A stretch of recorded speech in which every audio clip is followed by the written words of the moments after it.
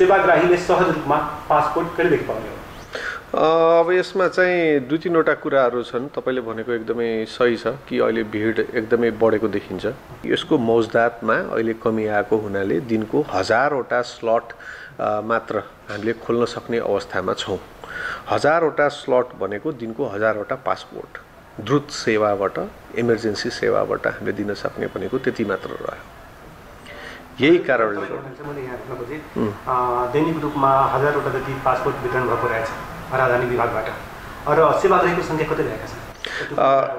हजुर, यसो हुन्छ। सेवाग्राहीको संख्या हाम्रो फुटफल भन्छौँ, टोटल फुटफल हाम्रो डिपार्टमेन्टमा लगभग 3000 को पर डे को हाराहारीमा छ।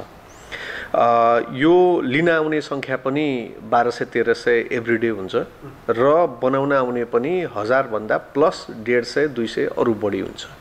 यो 150-200 के हो त भने त म एकचोटि बुझाउन खोजेँ।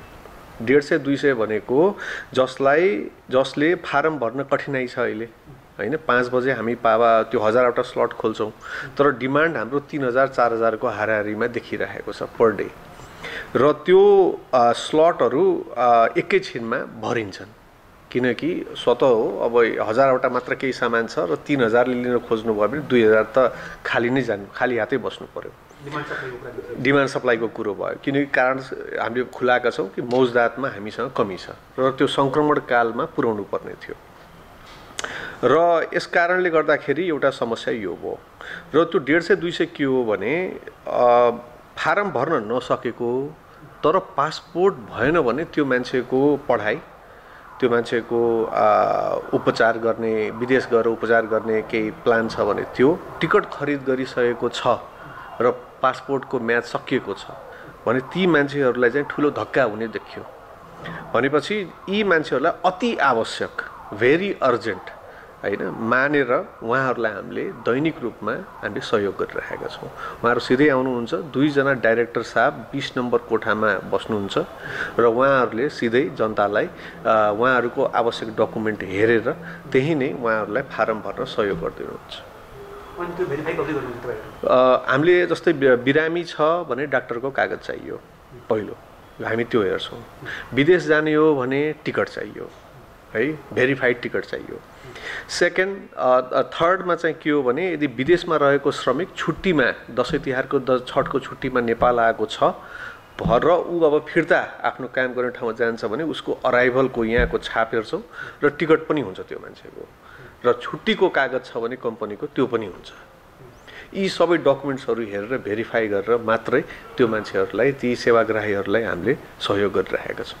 यो राजधानी भित्रमा चाहिँ सहजता जनताले कहिले पाउने? 2-3वटा कुराहरूमा चाहिँ पहिला जेनजी आन्दोलन को पश्चात नै 14वटा जिल्ला प्रशासन कार्यालय चाहिँ चलेर नष्ट भए र त्यसमा रहेका लाइभ इनरोलमेन्टका किटहरू जसबाट पासपोर्ट बनाइन्थ्यो त्यो पनि नष्ट भएर गए। त्यसको साथसाथै त्यो बेला त्यहाँ जिल्ला प्रशासन कार्यालयमा रहेका बनेर बसेर र सेवाग्राहीले पाउन बाँकी रहेका 6000 को हाराहारीमा पासपोर्टहरू जलेर नष्ट भएका छन्।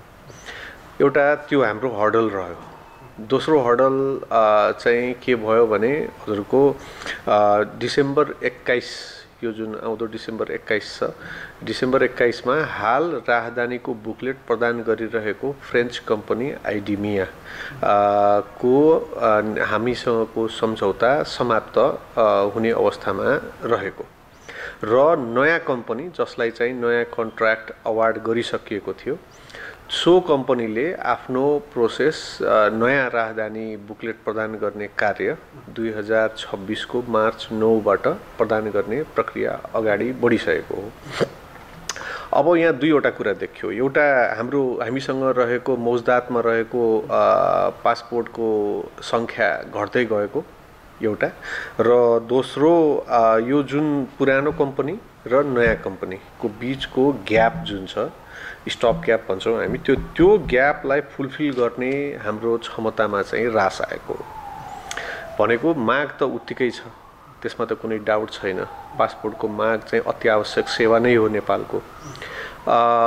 तर यसमा अर्को कारण पनि थपियो। नेपालमा हाम्रो 15-20 वर्षको अनुभवले चाहिँ यो राजधानी विभागमा 15 वर्षको अनुभवले के देखाएको छ भने दसैँ तिहार छठ यो टाइम भनेको हाम्रो माघको पिक टाइम हो भनेको यो अहिले यो समस्या रहोस् नरहोस् यो टाइममा सधैँ विगतदेखि नै माग बढिरहँदै आएको हो त्यस कारणले गर्दाखेरि पनि अहिले भिड बढी देखेको हो सो जिल्लाबाट आवेदन जुन एउटा प्रक्रिया थियो त्यसमा एउटा धक्का लाग्यो जेनजी आन्दोलनबाट भनेपछि ती मान्छे पनि 14 वटा जिल्लाका मान्छेहरू सिधै अब यहीँ आउने भए 1-2 हप्ताभित्रै केही सल्युसन यसको आउँछ र महसुस जनताले तुरुन्तै गर्ने हुन्छ। मिथिला नेपाल टेलिभिजन सबैको लागि सधैँको लागि।